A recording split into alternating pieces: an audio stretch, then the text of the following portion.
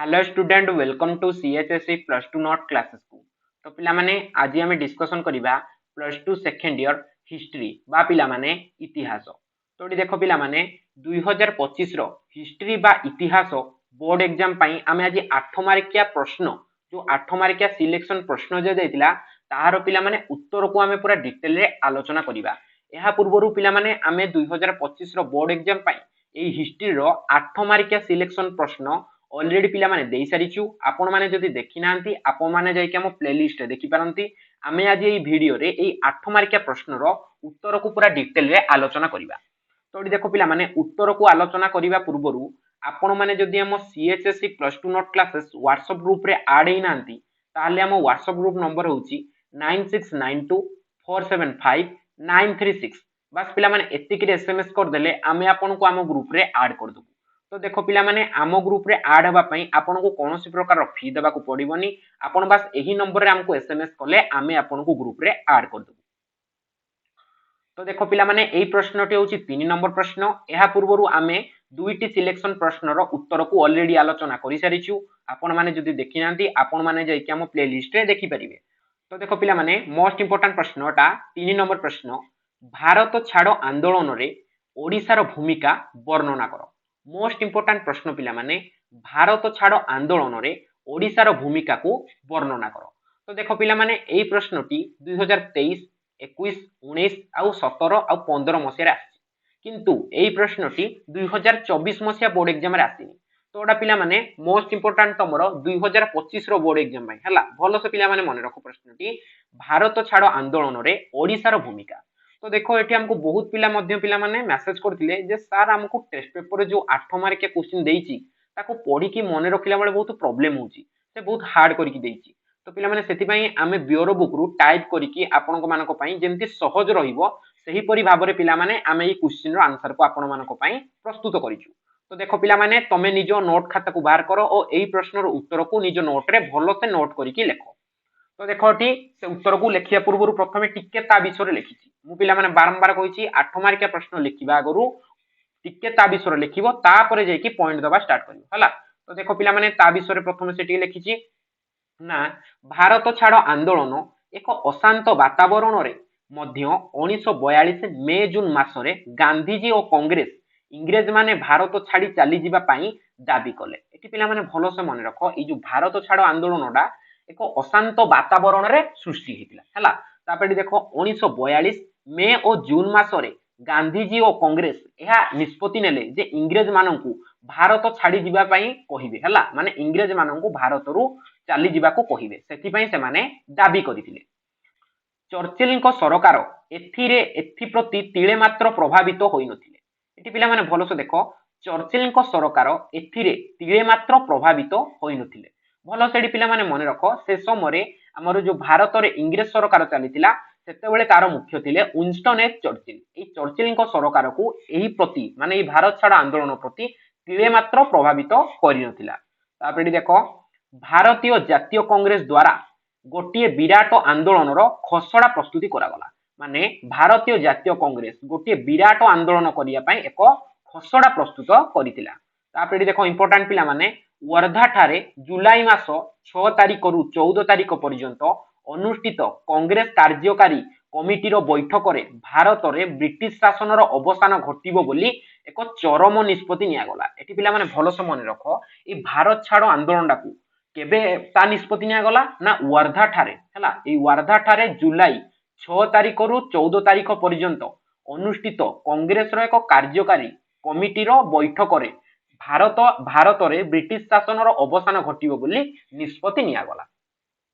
तापरे देखो एही परि भाबरे 1942 अगस्त मास 7 तारिख दिन निष्फल भारत कांग्रेस अधिवेशन रे मौलाना अबुल कलाम आजाद को सभापतित्व रे भारत छाड़ दाबी उपरे आलोकपात करा गला। एठी पिला माने देखो हमरो 1942 अगस्त मास 7 तारिख दिन कोन करा गला निष्फल भारत कांग्रेस अधिवेशन रे मौलाना अबुल कलाम आजाद जे कि सेआर सभापतित्व करुतिले तांको सभापतित्व रे भारत छाड़ दाबी उपरे कोन करा गला आलोकपात करा गला। पिला माने एठी भलो से देखो एठी टोटली कंफ्यूज हेबेनी। हमरो 1942 अगस्त मास 7 तारिख एई दिन पिला माने हमरो भारत छाड़ आंदोलन आरंभ होई नथिला, ଭାରତ ଛାଡ ଆନ୍ଦୋଳନ ଆରମ୍ଭ ହବ ବୋଲି ଯେଉଁ ବୈଠକଟା ବସିଥିଲା ତା ଉପରେ ସେ ଆଲୋକପାତ କରିଥିଲେ। ସେଇ ବୈଠକର ସଭାପତିତ୍ୱ କିଏ କରିଥିଲେ ନା ମୌଲାନା ଅବୁଲ କଲାମ ଆଜାଦ। ତାପରେ ପିଲାମାନେ ଏଠି ଦେଖ ସବୁବେଳେ ପଏଣ୍ଟ ଦେଇକି ଲେଖିବ। ମୁଁ ବାରମ୍ବାର କହିଛି ପିଲାମାନେ ପଏଣ୍ଟ ଦବ, ହେଡଲାଇନ ଦବ, ପରୀକ୍ଷକ ବେଶୀ ଇମ୍ପ୍ରେସ ହବ ଓ ଆପଣ ମାନଙ୍କୁ ବହୁତ ଭଲ ମାର୍କ ମଧ୍ୟ ଦବ। ତ ଏଠି ଦେଖ ପିଲାମାନେ ମୁଁ 1 ନମ୍ବର ପଏଣ୍ଟ ରେ ଲେଖିଲି ଭାରତ ଛାଡ ଆନ୍ଦୋଳନର ପ୍ରସ୍ତାବ ହେଲା। এই ଭାରତ ଛାଡ ଆନ୍ଦୋଳନର ପ୍ରସ୍ତାବ ସବୁ କଣ ଥିଲା ଏବେ ପିଲାମାନେ ଆମେ ପୁରା ଡିଟେଲରେ ଆଲୋଚନା କରିବା। ତ ଏଠି ଭଲସେ ଦେଖ ଗାନ୍ଧୀଜୀ ଶାନ୍ତିପୂର୍ଣ୍ଣ ଓ ଅହିଂସା ଉପାୟରେ ଆଗାମୀ ବିପ୍ଳବ କରିବା ପାଇଁ ଆହ୍ୱାନ ଜଣାଇଥିଲେ ହେଲା। ଏଠି ପିଲାମାନେ ଭଲସେ ମନେ ରଖ ନା ଗାନ୍ଧୀଜୀ ଶାନ୍ତିପୂର୍ଣ୍ଣ ଭାବରେ ଓ ଅହିଂସା ଉପାୟରେ ଆଗାମୀ ବିପ୍ଳବ କରିବା ପାଇଁ ଆହ୍ୱାନ ଦେଇଥିଲେ। ମାନେ ଆମ ଭାରତ ଛାଡ ଆନ୍ଦୋଳନ କରିବା ପାଇଁ ସେ ଆହ୍ୱାନ ଦେଇଥିଲେ ଶାନ୍ତିପୂର୍ଣ୍ଣ ଓ ଅହିଂସା ଉପାୟରେ। ତାପରେ ଏଠି ଦେଖ ଜବାହରଲାଲ ନେହେରୁ, ପିଲାମାନେ ଏଠି ଟିକେ ଟାଇପିଂ ମିଷ୍ଟେକ୍ ହେଇଯାଇଛି, ଏଠି ହବ ଜବାହରଲାଲ ନେହେରୁ ପ୍ରସ୍ତାବକୁ ଆଗତ କଲେ ଏବଂ ସର୍ଦ୍ଦାର ବଲ୍ଲଭ ଭାଇ ପଟେଲ ସମର୍ଥନ ଜଣାଇଥିଲେ। ଏଠି ପିଲାମାନେ ଭଲସେ ଦେଖ ପ୍ରାୟ ଟାଇମ ତମର ଏମସିକ୍ୟୁ ରେ ପ୍ରଶ୍ନଟି ଆସେ ଯେ ଆମର ଭାରତ ଛାଡ ଆନ୍ଦୋଳନ ପ୍ରସ୍ତାବକୁ କିଏ ଆଗତ କରିଥିଲେ ହେଲା। ଏଠି ପିଲାମାନେ କନଫ୍ୟୁଜ ହବନି, ଭଲସେ ଶୁଣ। ଭାରତ ଛାଡ ଆନ୍ଦୋଳନ ପ୍ରସ୍ତାବକୁ କିଏ ଆଗତ କରିଥିଲେ? କିଏ ଆଗତ କରିଥିଲେ ନା ଜବାହରଲାଲ ନେହେରୁ ଭାରତ ଛାଡ ଆନ୍ଦୋଳନ ପ୍ରସ୍ତାବକୁ ଆଗତ କରିଥିଲେ ହେଲା। ଏ ଗଲା ପିଲାମାନେ ଗୋଟିଏ କ୍ୱେଶ୍ଚିନ୍। ତାପରେ ଦେଖ ଦ୍ୱିତୀୟ କ୍ୱେଶ୍ଚିନ୍ କିଏ ଭାରତ ଛାଡ ଆନ୍ଦୋଳନକୁ ସମର୍ଥନ ଜଣାଇଥିଲେ? ଏଠି ପିଲାମାନେ ଭଲସେ ମନେ ରଖ କିଏ ଭାରତ ଛାଡ ଆନ୍ଦୋଳନକୁ ସମର୍ଥନ ଜଣାଇଥିଲେ ନା ସର୍ଦ୍ଦାର ବଲ୍ଲଭ ଭାଇ ପଟେଲ ଭାରତ ଛାଡ ଆନ୍ଦୋଳନକୁ ସମର୍ଥନ ଜଣାଇଥିଲେ ହେଲା। ପିଲାମାନେ ଏତିକି କ୍ଲିୟର ହୁଅ। ଆମର ଆଗତ ଆଉ ସମର୍ଥନ ମଧ୍ୟରେ ପିଲାମାନେ ଡିଫରେନ୍ସ ଅଛି। ଆଗତ କିଏ କରିଥିଲେ? ଜବାହରଲାଲ ନେହେରୁ। ସମର୍ଥନ କିଏ ଜଣାଇଥିଲେ ନା ସର୍ଦ୍ଦାର ବଲ୍ଲଭ ଭାଇ ପଟେଲ। ତାପରେ ଦେଖ ଗାନ୍ଧୀଜୀ କହିଥିଲେ ଯେ ଲୋକେ ବ୍ରିଟିଶ ସାମ୍ରାଜ୍ୟବାଦ ଓ ବ୍ରିଟିଶ ଲୋକମାନଙ୍କ ଭିତରେ କୌଣସି ପାର୍ଥକ୍ୟ ଦେଖୁନାହାନ୍ତି। ଗାନ୍ଧୀଜୀ କଣ କହିଥିଲେ ନା ଲୋକମାନେ ବ୍ରିଟିଶ ସାମ୍ରାଜ୍ୟବାଦ ଓ ବ୍ରିଟିଶ ଲୋକମାନଙ୍କ ଭିତରେ କୌଣସି ପାର୍ଥକ୍ୟ ଦେଖୁନାହାନ୍ତି ହେଲା। ତାପରେ ଦେଖ ନିଷ୍ଫଳ ଭାରତ କଂଗ୍ରେସ କମିଟି 1942 ଅଗଷ୍ଟ ମାସ 8 ତାରିଖ ଦିନ ସନ୍ଧ୍ୟା ବେଳେ ଭାରତ ଛାଡ ଆନ୍ଦୋଳନ ପ୍ରସ୍ତାବକୁ ଅନୁମୋଦନ କଲା। ଇଏ ପିଲାମାନେ ଇମ୍ପୋର୍ଟାଣ୍ଟ ପ୍ରଶ୍ନ।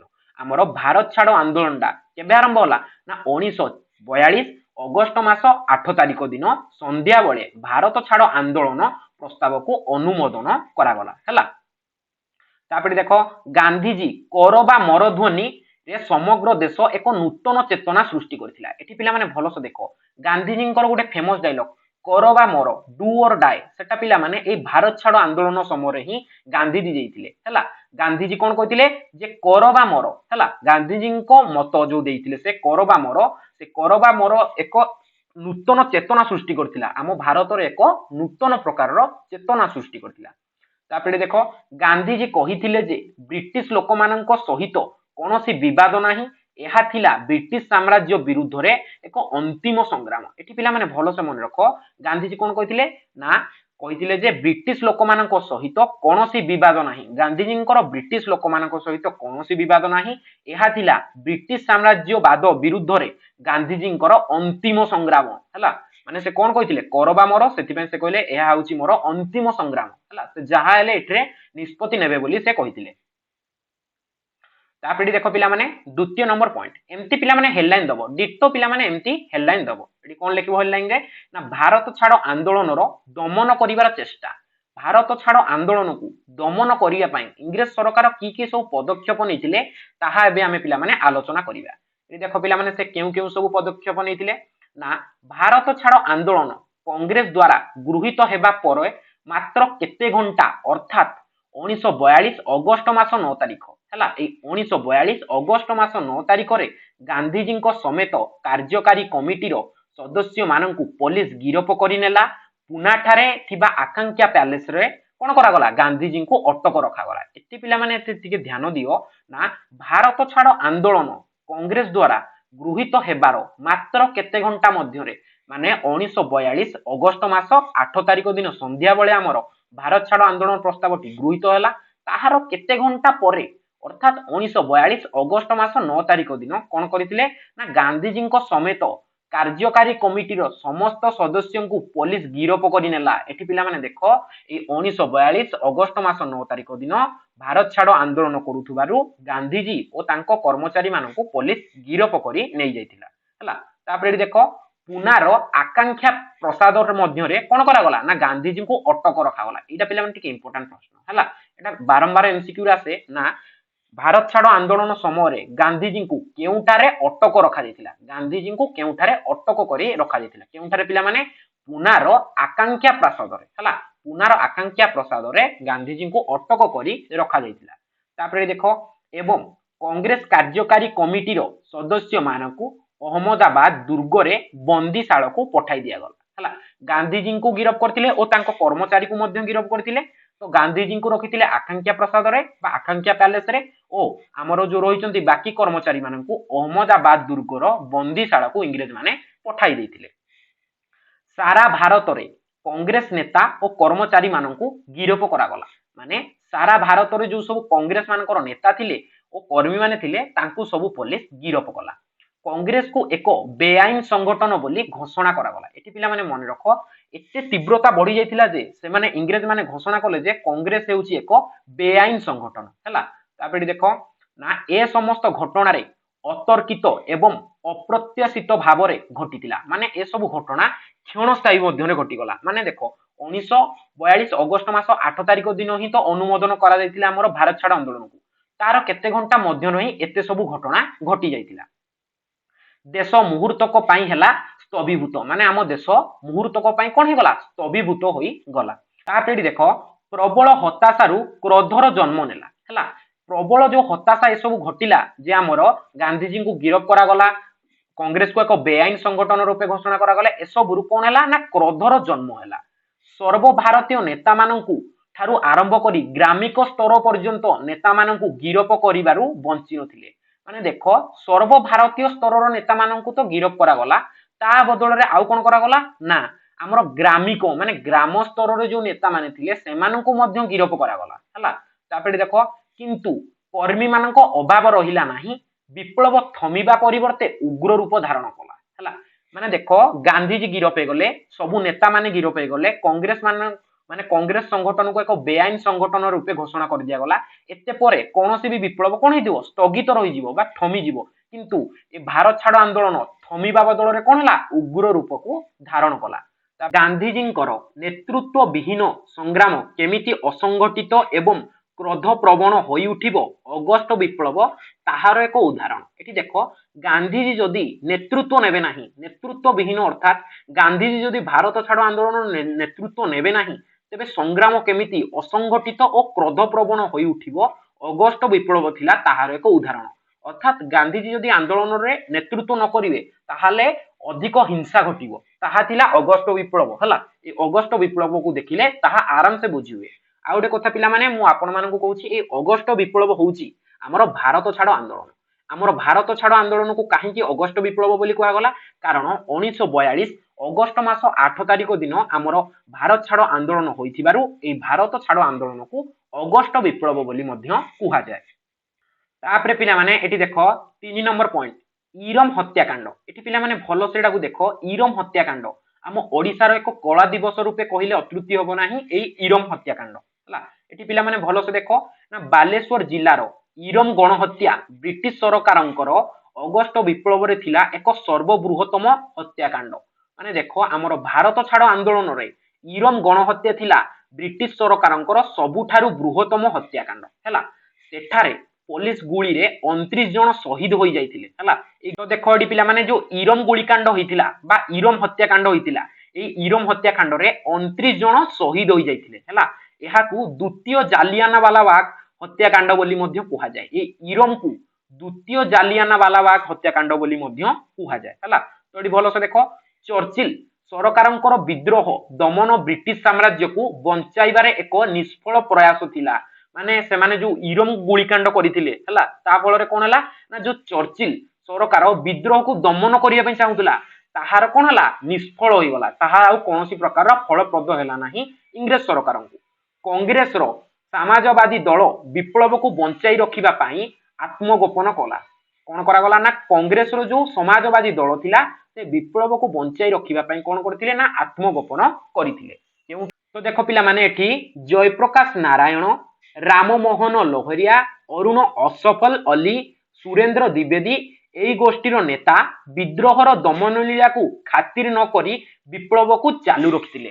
ମାନେ ଦେଖ ଗାନ୍ଧୀଜୀଙ୍କ ବ୍ୟତୀତ ଏଇ ଜୟପ୍ରକାଶ ନାରାୟଣ ହେଇଗଲେ କିମ୍ବା ଆମର ରାମମୋହନ ଲୋହିଆ ହେଇଗଲେ ହେଲା, ଏମାନେ ସବୁ କଣ କରିଥିଲେ ନା ଆମର ଇଂରେଜ ମାନଙ୍କ ଦମନ ଲୀଳାକୁ ଖାତିର ନ କରି ବିପ୍ଳବକୁ ଚାଲୁ ରଖିଥିଲେ ହେଲା। ତ ଦେଖ ଏଠି ପିଲାମାନେ ଆମର 3 ନମ୍ବର ପଏଣ୍ଟ ମଧ୍ୟ ସରିଗଲା। ତାପରେ ଦେଖ ଏବେ ସବୁଠୁ ଟିକେ ଇମ୍ପୋର୍ଟାଣ୍ଟ ଏଠି ଦେଖ 4 ନମ୍ବର ପଏଣ୍ଟ ଗାନ୍ଧୀଜୀଙ୍କ ଅନଶନ। ଗାନ୍ଧୀଜୀ ପିଲାମାନେ 21 ଦିନିଆ ଗୋଟେ ଆମରଣ ଅନଶନ କରିଥିଲେ ହେଲା। ଏଠି ପିଲାମାନେ ଭଲସେ ଦେଖ ଏମିତି ହେଡଲାଇନ ଦେଇଦେବ ଗାନ୍ଧୀଜୀଙ୍କର ଅନଶନ। ତ ଦେଖ 1943 ଫେବୃଆରୀ 10 ତାରିଖରେ ଗାନ୍ଧୀଜୀ ଅନଶନ ଆରମ୍ଭ କଲେ। ଏଠି ପିଲାମାନେ ଇମ୍ପୋର୍ଟାଣ୍ଟ ଦେଖ ସେ କ୍ୱେଶ୍ଚିନ ତମକୁ ପକେଇ ପାରେ ଯେ ଭାରତ ଛାଡ ଆନ୍ଦୋଳନ ସମୟରେ ଗାନ୍ଧୀଜୀ କେବେ ଆମରଣ ଅନଶନକୁ ଆରମ୍ଭ କରିଥିଲେ। ତ ଦେଖ ପିଲାମାନେ 1943 ଫେବୃଆରୀ ମାସ 10 ତାରିଖ ଦିନ ଗାନ୍ଧୀଜୀ ଅନଶନ ଆରମ୍ଭ କରିଥିଲେ।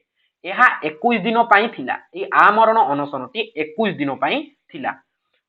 ପ୍ରକାଶପ୍ୟ ବିପ୍ଳବ ପ୍ରାୟ ବନ୍ଦୀ ହୋଇ ଯାଇ ସାରିଥିଲେ। ମାନେ ପ୍ରକାଶ୍ୟ ବିପ୍ଳବ ସବୁ କଣ ହେଇଥିଲେ ନା ସେଗୁଡିକ ସବୁ ବନ୍ଦୀ ହୋଇ ସାରିଥିଲେ।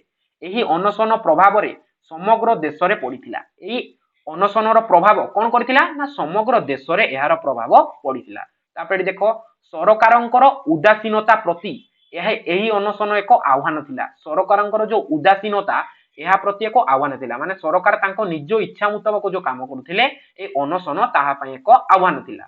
ବଡଲଟ ଲର୍ଡ ଲିନ୍ ଲିଥେଙ୍ଗୁ ତାଙ୍କ ନାଁ ପିଲାମାନେ ଭଲସେ ମନେ ରଖ ଲର୍ଡ ଲିନ୍ ଲିଥେଙ୍ଗୁ ବର୍ଣ୍ଣ ବୈଷ୍ଣବ ନୀତିର ନଗ୍ନ ରୂପ ପାଦନ ପଡି ଯାଇଥିଲା। ମାନେ ଏଠି ପିଲାମାନେ ଭଲସେ ଦେଖ ଲର୍ଡ ଲିନ୍ ଲିଥେଙ୍ଗୁ ସେ କଣ ଚାହୁଁଥିଲେ ନା ବର୍ଣ୍ଣ ବୈଷ୍ଣବ ନୀତି ମାନେ ଅଲଗା ଅଲଗା ନିର୍ବାଚନ সেই ନିର୍ବାଚନ ପାଇଁ ଏହା ଏକ କଣ ହେଇଥିଲା ତାଙ୍କୁ ପ୍ରତିରୋଧ କରିଥିଲା।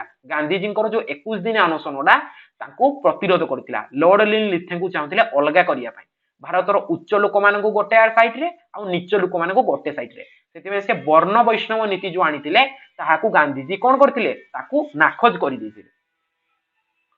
ତାପରେ ଦେଖ ସରକାର ମୋଟ ବିଚଳିତ ନଥିଲେ।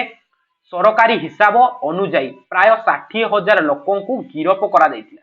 ଏଠି ପିଲାମାନେ ଭଲସେ ଦେଖ ସରକାର ମୋଟ ମାନେ ମୋଟେ ବିଚଳିତ ନଥିଲେ। ସେମାନେ ଟୋଟାଲି ବି ପିଲାମାନେ ବିଚଳିତ ନଥିଲେ। ସରକାରୀ ହିସାବ ଅନୁଯାୟୀ ପ୍ରାୟ 60,000 ଲୋକଙ୍କୁ ଗିରଫ କରାଯାଇଥିଲା। 1,000 ଲୋକ ଗୁଳିକାଣ୍ଡରେ ପ୍ରାଣ ତ୍ୟାଗ କରିଥିଲେ। ଏଠି ପିଲାମାନେ ଭଲସେ ମନେ ରଖ 1,000 ଲୋକ ଗୁଳିକାଣ୍ଡରେ ମୃତ୍ୟୁବରଣ କରିଥିଲେ। 225ଟି ରେଳ ଷ୍ଟେସନ 500ଟି ଡାକଘର ଆଉ ଆମର ରହିଛି 150ଟି ଥାନା ନଷ୍ଟ ହୋଇଥିଲା। ଏଠି ପିଲାମାନେ ଭଲସେ ଏଠି ମନେ ରଖ ଆମର କଣ ହେଇଥିଲା ନା ଆମର 225ଟି ରେଳ ଷ୍ଟେସନ ଭଲସେ ମନେ ରଖ 225ଟି ରେଳ ଷ୍ଟେସନ 500ଟି ଡାକଘର ଓ 150ଟି ଥାନା ନଷ୍ଟ ହୋଇଯାଇଥିଲା। ତାପରେ ପିଲାମାନେ ଏଠି ଦେଖ 5 ନମ୍ବର ପଏଣ୍ଟ ଏଠି ଦେଖ ଆମର ଯୋଉ ପ୍ରଶ୍ନର ମୂଳ ଭିତ୍ତି ହେଉଛି ଏଟା ହେଲା। ଭଲସେ ଦେଖ ଭାରତ ଛାଡ ଆନ୍ଦୋଳନରେ ଓଡିଶାର ଭୂମିକା ହେଲା। ଏଟା ସବୁଠୁ ପିଲାମାନେ ଇମ୍ପୋର୍ଟାଣ୍ଟ।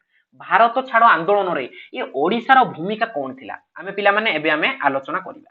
ଏଠି ଭଲସେ ଦେଖ 1942 ଅଗଷ୍ଟ ମାସ 8 ତାରିଖରେ ସର୍ବଭାରତୀୟ କଂଗ୍ରେସ କମିଟି ବମ୍ବେ ଠାରେ ଭାରତ ଛାଡ ଆନ୍ଦୋଳନ ପ୍ରସ୍ତାବକୁ ଗୃହୀତ କରିଥିଲା ହେଲା। ଏଟା ପିଲାମାନେ ଭଲସେ ଟିକେ ମନେ ରଖିଥାଅ ନା 1942 ଅଗଷ୍ଟ ମାସ 8 ତାରିଖରେ ସର୍ବଭାରତୀୟ କଂଗ୍ରେସ କମିଟି ବମ୍ବେ ଠାରେ ଭାରତ ଛାଡ ଆନ୍ଦୋଳନ ପ୍ରସ୍ତାବକୁ ଗୃହୀତ କରିଥିଲା। ଏହି ଖୋଲା ଅଧିବେଶନରେ ଯୋଗ ଦେଇଥିବା ପାଇଁ ଓଡିଶାରୁ ହରେକୃଷ୍ଣ ମହତାବ ମାଳତୀ ଦେବୀ ଚୌଧୁରୀ ସୁରେନ୍ଦ୍ରନାଥ ବାନାର୍ଜୀ ଆଉ ପ୍ରହ୍ଲାଦ ରାୟ ଯାଇଥିଲେ ହେଲା। ଏବଂ ଲକ୍ଷ୍ମୀ ନାରାୟଣ ମିଶ୍ର ୟାଙ୍କୁ ପିଲାମାନେ ଟିକେ ଡିଟେଲରେ ଦେଖିବେ। ଏଇ ଲକ୍ଷ୍ମୀ ନାରାୟଣ ମିଶ୍ର ମଧ୍ୟ ଆମର ସେଠି ଯୋଗ ଦେବା ପାଇଁ ଯାଇଥିଲେ। ଯୋଉ ଖୋଲା ହେଇଥିଲା ଆମର କଣ ଆମର ସର୍ବଭାରତୀୟ କଂଗ୍ରେସ କମିଟିରେ ଏଇ ସବୁ ମାନେ ଓଡିଶାରୁ ଯାଇକି ସେଠି ଯୋଗଦାନ କରିଥିଲେ। ତାପରେ ଦେଖ ଅପ୍ରତ୍ୟାଶିତ ଭାବରେ ଅଗଷ୍ଟ 9 ତାରିଖରେ ସର୍ବଭାରତୀୟ କଂଗ୍ରେସ ନେତା ମାନଙ୍କ ସହିତ ଓଡିଶାରୁ ହରେକୃଷ୍ଣ ମହତାବକୁ ଗିରଫ କରାଗଲା। ଏଠି ପିଲାମାନେ ଭଲସେ ଦେଖ ଆମର ଯୋଉ ଗିରଫ କରାଯାଇଥିଲା ସର୍ବଭାରତୀୟ ନେତା ମାନଙ୍କୁ ସେଥି ମଧ୍ୟରେ ହରେକୃଷ୍ଣ ମହତାବ ଆମ ଓଡିଶାରୁ ହରେକୃଷ୍ଣ ମହତାବ ମଧ୍ୟ ଗିରଫ ହୋଇଥିଲେ।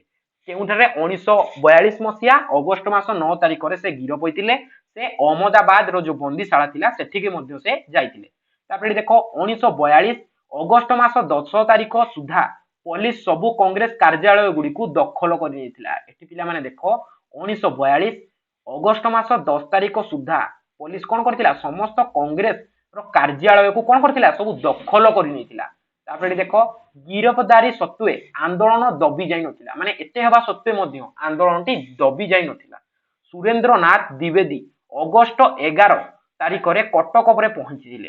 ମାଳତୀ ଚୌଧୁରୀ ପରଦିନ ପହଞ୍ଚିଥିଲେ। ସୁରେନ୍ଦ୍ରନାଥ ଦ୍ୱିବେଦୀ ପୂର୍ଣ୍ଣ ଭାବରେ କଂଗ୍ରେସ ଆନ୍ଦୋଳନର ଜାରି ରଖିଥିଲେ। ମାନେ ଏଇ ଯୋଉ ରହିଛନ୍ତି ସୁରେନ୍ଦ୍ରନାଥ ଦ୍ୱିବେଦୀ ସେ ପୂର୍ଣ୍ଣ ଭାବରେ କଂଗ୍ରେସର ଏହି ଯୋଉ ଭାରତ ଛାଡ଼ ଆନ୍ଦୋଳନକୁ ସେ ଜାରି ରଖିଥିଲେ।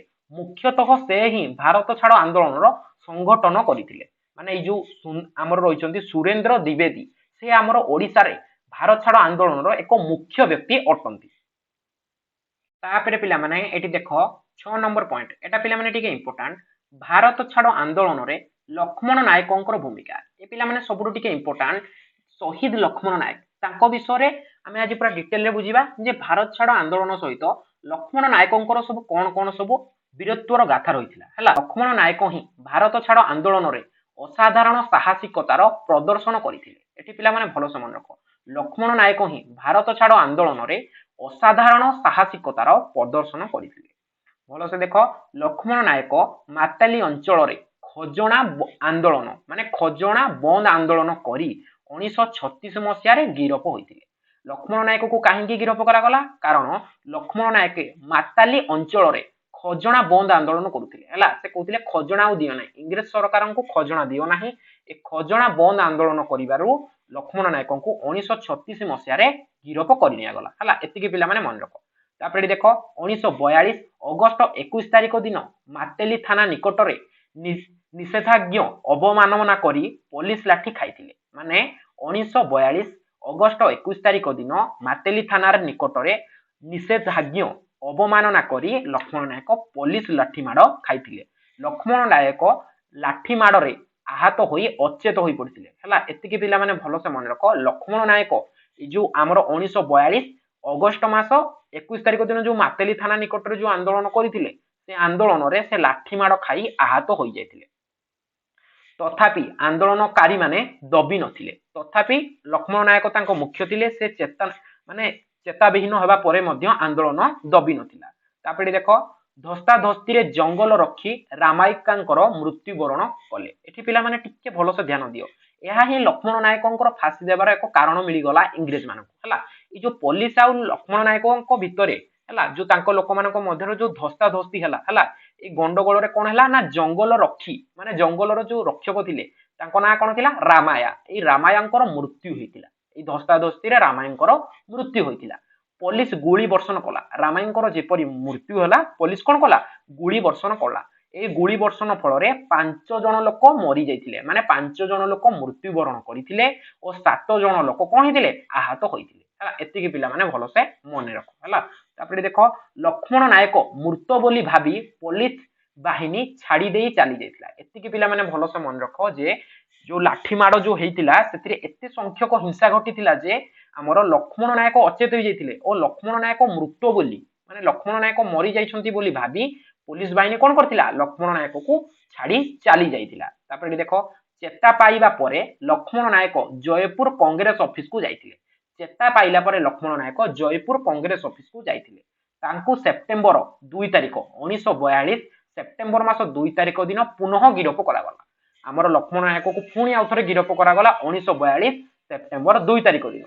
तापर देखो तांकु गिरफ कर सारा पर कौन करागला ना ब्रह्मपुर जेल को पठाई दिया गला। लक्ष्मण नायक को गिरफ करागला केबे द्वितीय बार 1942 सेप्टेम्बर मास 2 तारिख। तापर तांकु केउ जेल को पठाई दिया गला तांकु ब्रह्मपुर जेल हमर जो रहिछि ब्रह्मपुर से जेल को तांकु पठाई दिया गला। तापर एडी भलो से देखो ना 1943 मार्च मास 29 तारिख एटा टिके पिला माने डेट टा मन रखो 1943 मार्च मास 29 तारिख सकाळ 5:30 कौन करागला ब्रह्मपुर जेल रे रामायणकर हत्या मिथ्या अभियोग रे तांकु फांसी दे दिया गला हला। ए लक्ष्मण नायक को फांसी दिया जाइथिला। कोन पई फांसी दिया गला जे तांकु एक मिथ्या अभियोग रे फसे दिया जाइथिला जे से रामायण को हत्या करिसंती। से मिथ्या अभियोग रे लक्ष्मण नायक को 1943 मार्च मास 29 तारिख दिन सकाळ 5:30 रे ब्रह्मपुर जेल रे फांसी दिया जाइथिला हला। तापर देखो से कोन कहिथिले तांकर सहित जेल थिबा सहकर्मी माननकु फांसी पाइबार आगो माने फांसी पाइबार आगो दिनर राति से कौन कहिथिले ना स्वराज निश्चय भाव रे आसीबो बोली मु जाने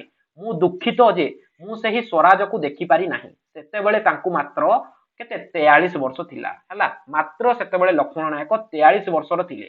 से मृत्युवरण बा तांको फांसी देबार गोटे राति पूर्व से तांको सांग मानकु कोन कहउतिले जे स्वराज निश्चय भाव रे आसीबो हला स्वराज निश्चय भाव रे आसीबो बोली मु जाने किंतु मु दुखित जे मु सही स्वराज को निज आखिरे देखि पारु नाही आ लक्ष्मण नायक को जेतेबेले फांसी दिया गला तांको मात्र 43 वर्ष होइतिला तापर देखो पिला माने स्टार्टिंग आमे भलो से करिचे एंडिंग मध्ये पिला माने भलो से करिवा मु बारंबार कहिछि एडी देखो लास्ट हला हमर फलाफल सब कोन रहिला भारत छाड़ो आंदोलन रो फलाफल सब कोन थिला हला तथापि 1942 मसिया विप्लव दबी जाई नथिला माने पिला माने एते सब हेला परे मध्ये 1942 मसिया विप्लव दबी जाई नथिला चर्चिल दबाई दिया गला बोली जेते दाबी कले मध्ये भारत रे ब्रिटिश साम्राज्य रो अस्त होई गला बोली देखा जाउतला हला पिला माने अस्त होई आसुतला एटी पिला माने भलो से देखो माने चर्चिल कोन करथिले से माने देखिया पई कहउथिले जे लोक माननकु जे आमे भारत छाड़ो आंदोलन को कोन करिछु दबाई दिया जाइछि भारत छाड़ो आंदोलन को दबाई दिया जाइछि किंतु वास्तव रे सेहा होई नथिला तापर देखो भारतीय जनसाधारण माने ब्रिटिश शासन प्रति भयभीत करू नथिले माने भारतीय माने कोन कले आ ब्रिटिश शासन प्रति माने भयभीत करले नाही सेमानंकु कोनोसी अनुरक्त नथिला माने भारतीय मानंकर कोनोसी अनुरक्त नथिला बल प्रयोग करी विजयी थिबा देश को सबुदिन शासन करी रखिबा आउ ब्रिटिश सरकार निकट रे असंभव होई उठिला तापर लेखो परे परे लॉर्ड माउंटबेटन भाइसराय होई आसीथिले परवर्ती समय रे लॉर्ड माउंटबेटन भारत को भाइसराय होई आसीथिले से भारत रो विभाजन प्रस्ताव को कार्यकारी करिथिले हला से जो हमर रहिसंती लॉर्ड माउंटबेटन से भारत रो विभाजन हबा फल रे पाकिस्तान सृष्टि हेतिला आपण माने सब जानिथिबे ए भारत रो विभाजन किए करथिले लॉर्ड माउंटबेटन ए लॉर्ड माउंटबेटन प्रस्ताव को कार्यकारी करिया पे कोन करथिले ना सर सिसिल रेडक्लिफ्स को नियुक्ति करिथिले फल रे भारत एवं पाकिस्तान दुईटी राष्ट्र गठित होइतिला फल रे कोन हला ना भारत और पाकिस्तान नाम रे दुईटी राष्ट्र गठित होइतिला 1947 अगस्त 15 तारिख रे भारत स्वाधीनता हैला माने 1947 अगस्त मास 15 तारिख दिन जाई कि भारत स्वाधीनता हैला आमे जो स्वाधीनता हेले केउ आंदोलन पे आमे स्वाधीनता लाभ कले ना भारत छाड़ो आंदोलन पे आमे स्वाधीनता लाभ कले तापर देखो अगस्त 14 तारिख दिन पाकिस्तान को नूतन राष्ट्र रूपे गठित होला भारत को विच्छिन्न करी हमर कोन करा गला पाकिस्तान टी गठन करा गला तापर देखो पराधीन ओडिसा रो शेष गवर्नर चांदूलाल माधवलाल त्रिवेदी हला हमर एटा पिला माने एमसीक्यू आसी पारे जे पराधीन ओडिसा रो शेष गवर्नर के थिले चांदूलाल माधवलाल त्रिवेदी हला विदाय नेथिले से विदाय नेले तापर देखो अगस्त 15 तारिख दिन कैलाशनाथ काट को स्वाधीन भारत रो ओडिसा रे प्रथम गवर्नर रूपे अवस्थापित करा गला हला हमर जो रहिला अगस्त 15 तारिख दिन नूतन गवर्नर किए थिले ओडिसा रो ना कैलाशनाथ काट हला ये पिला माने हेतिले हमर प्रथम गवर्नर हला तो पिला माने एति के आपन को बास इजी से लिखिबार अछि आपन को इजी से 8 मार्क मिल जिवो हला आ हमर एक्स रेगुलर पिला मानकर मध्य ए प्रश्नटी आसिले तुमको भी इजी से 7.5 मार्क मिल जिवो हला किछि नै पिला माने बास आपन को एति के ही लिखिबार अछि हला।